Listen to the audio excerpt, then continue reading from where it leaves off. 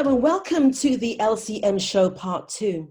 I'm joined again by Richard, Janelle, Adam and Tamirah, and we're going to be speaking part 2 of the subject on racism.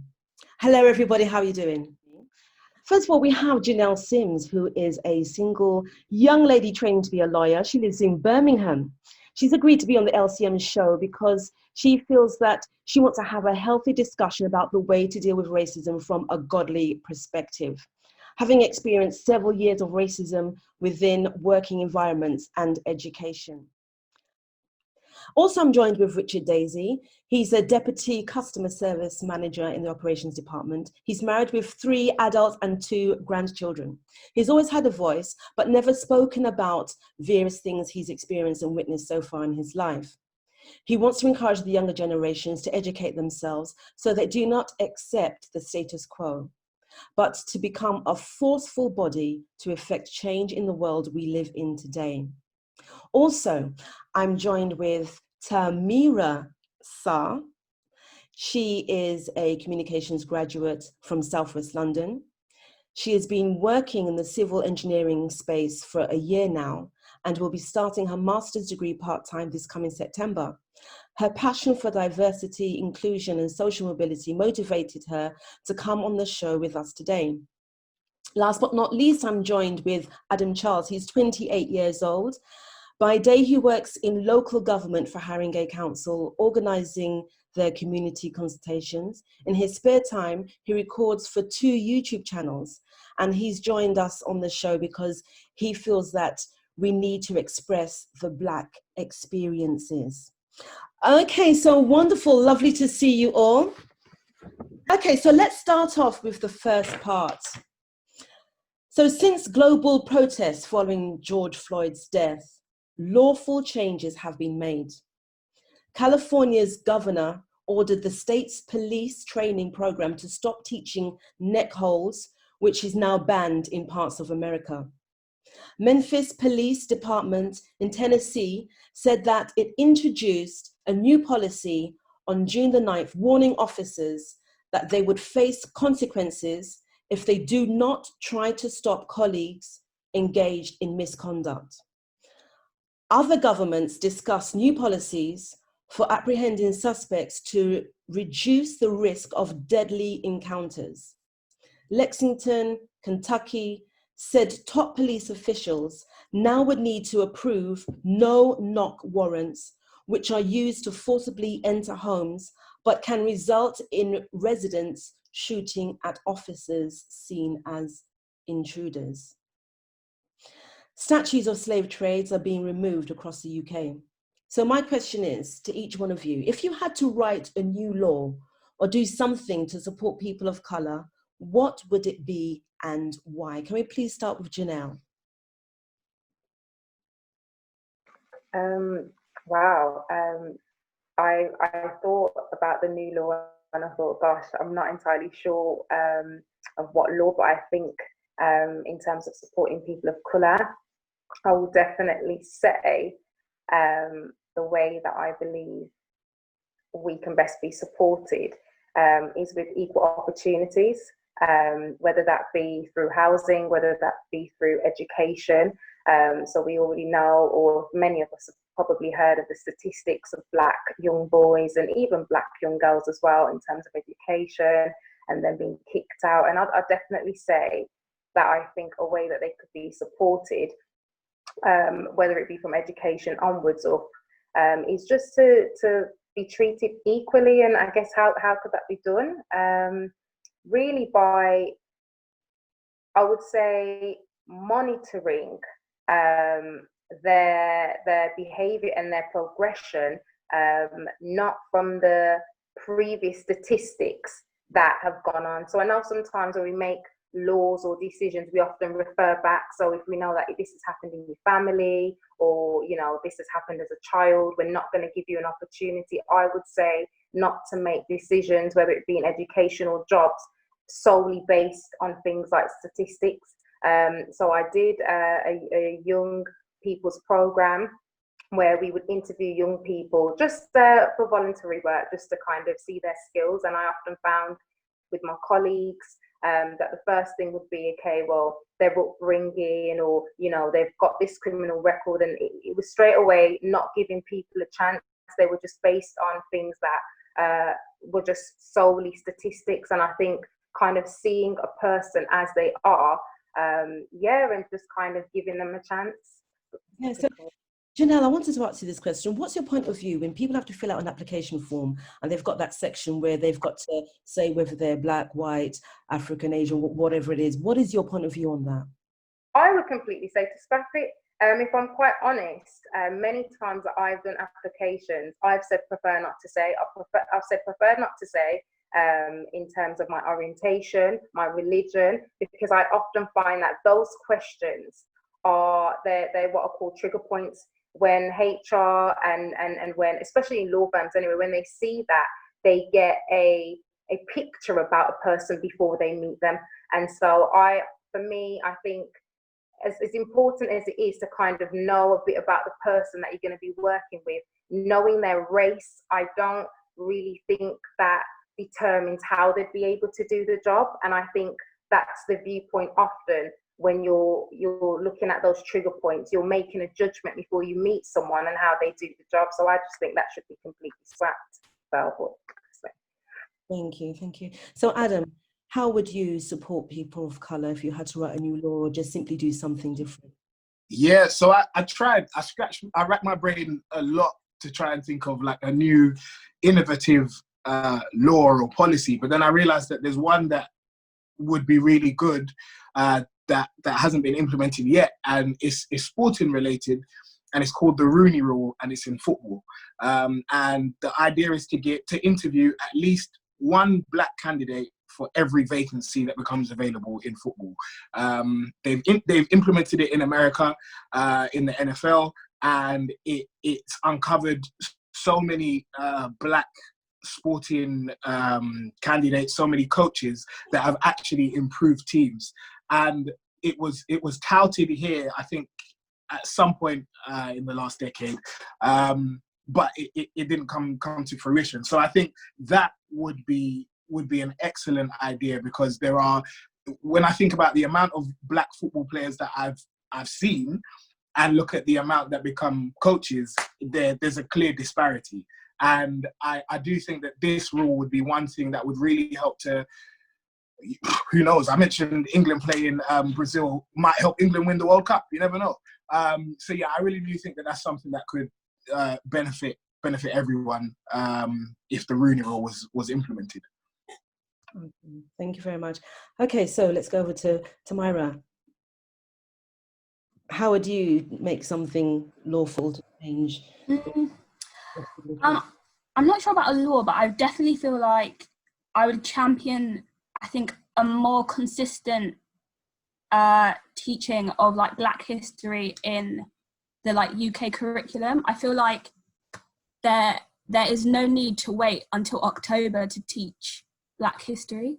It just doesn't really make any sense. And I feel like it shouldn't just be limited to the subject of history. Like, how have Black people impacted different subject areas? Because they have, but it's not something that gets taught as part of the kind of UK curriculum.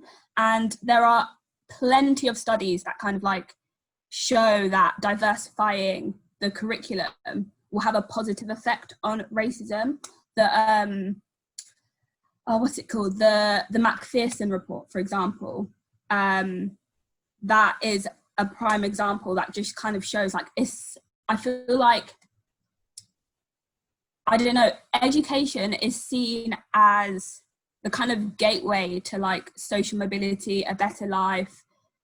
The higher up in education you go, the more socially mobile you go. It opens a plethora of opportunities, etc., etc. But as a Black female, if I'm constantly not being represented in certain spaces, I feel like it kind of pushes a voice and a narrative out of history, whereas this particular voice and narrative, I guess, maybe needs to be amplified as opposed to silence. And I feel like it would also improve engagement as well. Like, you might find that a lot more young Black people will be engaged in particular subjects when they start seeing themselves in them, and like seeing a super successful Black scientist, a super successful Black engineer, a super successful mathematician. Like, it's not just like, there's more to Black history than slavery, and I just feel like it's just not spoken about enough. So definitely the education system. Okay, lovely, thank you. So last but not least, let's hear from Richard. Right, so I find it very interesting. I don't know if it was you, Lorraine, that mentioned about equal ops, or whether it was Janelle. When I came, I went away and spent some years in Barbados and returned to England, and found that on an application form, I had to complete the equal opportunities piece. Now, my first thing is, well, why do I have to do that? What difference has my ethnicity got to do with the ability for me to do this job? So I came with an immediate dislike to the equal ops side of it. I know that there's a reason for, the Equalities Act got that. I understand it. But what happens is within organizations is that they don't often follow it through. It is a tick box exercise. So what I would like to do if I was going to introduce any kind of law, one, I would like to write something that says all organizations within the United Kingdom have to have a diverse panel when you're doing recruitment. That diverse panel, first of all, enables or demonstrates to me that you've got managers, senior managers who have color. I really don't care what color they are, but they have color. And I think what we should have is that with these organizations at the moment, I don't hear what happens, and we don't hear enough about the private sector, but we talk about the lack of representation of Black people in senior management. It's almost like we talk about this glass ceiling, so we hit that and we can't go no further. But yet we have maybe possibly one or two, Black people in those positions. Well, we could resolve this by writing a law that says all companies within the UK, private sector, public sector, whether you're based from America or it's Google or whoever it is, don't care, the organizations, and you've got bases in the UK, you have to follow UK law. And the law is written that says you will have a diverse panel, which demonstrates we have people of color within, or Black people, people of color within the senior management level, so that it will give better opportunity for those, of color who are applying for jobs, and get rid of the equal opportunities page, on application forms. It's not relevant. Take the name and address away from the recruitment form, that's enough. But my color, right, has nothing to do with it whatsoever. So that's what I would introduce. Okay, Tamirah, you want to say something? Yes, go ahead. So I've actually worked in diversity and inclusion before. So I completely agree that I completely understand the controversy attached to the equal opportunity data, and I don't necessarily think that it's a bad thing. I just don't think it has any space within the recruitment process. I think it should be something that it should be filled out upon employment, because what that data is supposed to do is help with like looking at trends, for example. So if you look at when was it? 2018, 17-ish, when it was, the gender pay gap reporting and stuff like that. So like that is what that data is supposed to be used for. So I think to, mitigate against any kind of like racial bias, I think instead of having it in the first stage of the recruitment process, it should be put in the last stage. I think it's more beneficial having it in the last stage, because then you see who you're actually employing. So great, you might have 50 out of 100 Black candidates for a role, but if only I don't know, 5% of those Black candidates are getting employed, but you're publishing the data from the recruitment process, you can see how that can be it's kind of like misleading. Now go to the very last question. Now, I went to the protest when it came down to the Black Lives Matter protest over the weekend. And, you know, I had taken pictures, I put it on Facebook just to show that I'm supporting coloured people. So then I received a message on my Facebook page, and it said that I'm spreading the virus even more by attending the Black Lives Matter protests at Vauxhall. So I must say, initially, I could have easily responded, but I think that sometimes it is in my character that I don't want to automatically stir trouble because I can see it coming. I wanted to be squeaky clean. So rather than respond, I just simply took the comment off of my Facebook page because I just saw the thing escalating more and more and more and more. But my question is over to you. How would you personally respond to that message? Can I please ask Richard?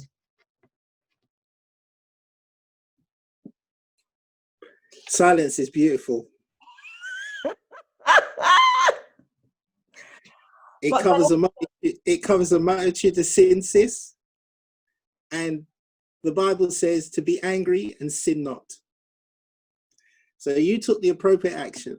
I wouldn't have responded either. If it's a personal friend or, you know, or one of the, you know, our circle spreads a little bit, whoever it was, it wasn't worth a comment or a response.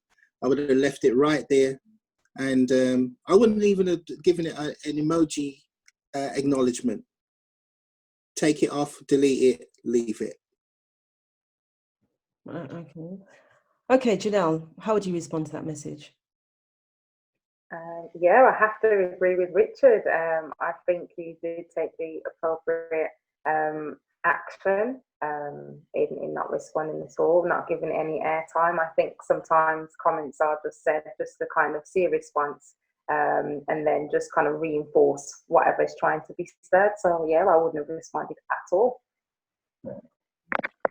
Adam, you've got a comment on that?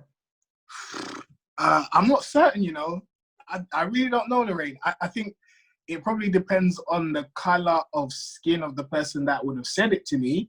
Had it been a white person, I probably would have responded and said, yeah, well, some things are really important and I'm willing to risk COVID-19 to show you how important this matter is to me. If it was a black person, I probably would have said, yeah, I know, but I promise I'll self-isolate for 14 days afterwards or something like that. But yeah, I'm really not sure. I heard a couple of people on LBC debating it. I think it was last week. And yeah, I really don't know where I sit on this because black people are more at risk of getting the virus. And we obviously congregated for the Black Lives Matter protest. So yeah, I'm not sure, but for me, it probably depends on the colour of skin of the person that would have said it to me. Thank you. Tamirah, please let me know, what would you say? I actually think I would have assessed the tone of the comment because I think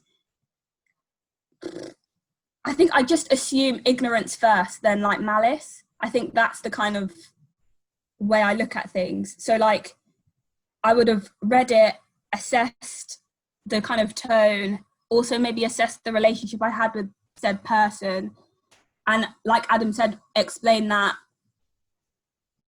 I can understand their concerns, but I'm tired. And this if anything, the fact that black people and our respective allies have gone out during a pandemic just speaks volumes to how tired and how ready. There's no convenient time to protest. There's never been a convenient time to protest.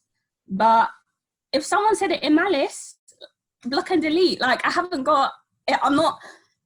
know. I just feel like certain comments, especially if said in malice, they're not there to like for discourse. They're not inviting discussion. They're just there to be mean. They're just there to be rude. So I'm not going to engage if that's what you're on. It's not what I'm here for. So yeah, I would have just assessed. Okay, lovely. Well, it looks as though I made the right choice then. Thank you. Okay, so now I'm going to wrap this all up. And I always want to wrap up with something positive, something inspirational, something to give people hope that's listening to this. So I'm going to say, if you now, with all the experience that you've been through as somebody of color, what would you say to your younger self in preparation to where you are now and to where you want to be? What would you say to your younger self? I think, let's start with Richard. I remember when I was at school, one of the things that I wanted to do is to be a policeman. I applied for the police force, the Met Police, and I was turned down. The reason why I was turned down, not because of me failing the test or anything of that nature. It was because at that time, sister had a partner who was dealing, who had a criminal record. So it stopped me.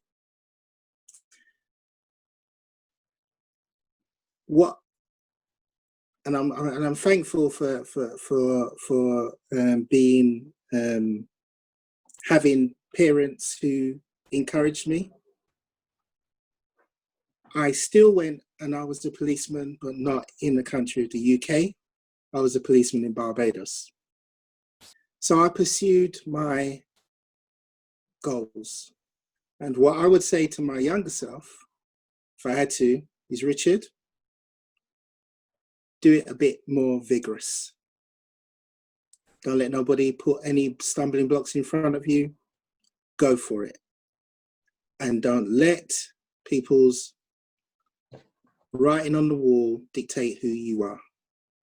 Just go for it.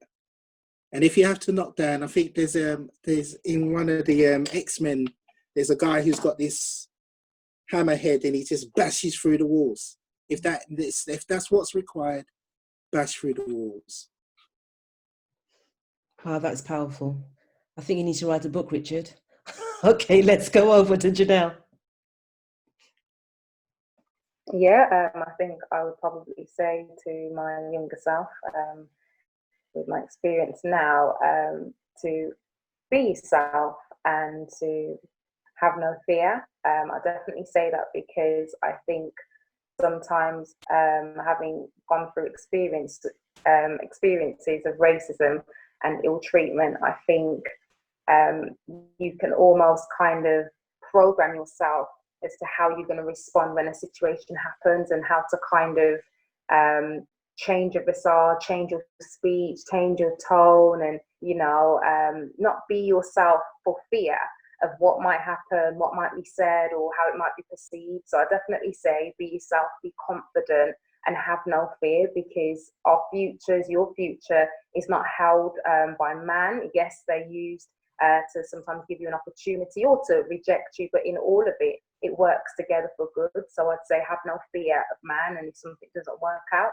continue to go on and just be yourself, be comfortable with who you are, and just bring that to the forefront. So that's what I would say. Okay, can I hear Tamirah? How would you encourage yourself?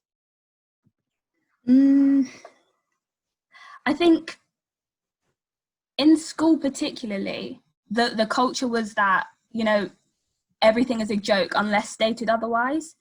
And a lot of these jokes were kind of tainted with like implicit bias and like, I guess, some really negative things about Black people, and it affected how I viewed myself and how I navigated certain spaces. And I think I would just tell myself that like all the opportunities that come your way, you deserve them, you're allowed to take them, and you're allowed to take up certain spaces. Like, be confident, be strong, be vocal, and when something doesn't sit right with you, you know, speak up. You're allowed to work with integrity, you know, like, don't allow anybody to silence you. I think that's super important for any kind of young person. And, you know, just push through, like Richard said, like, get that hammerhead and bash against all the kind of barriers, because there's a little black girl behind you who needs you to make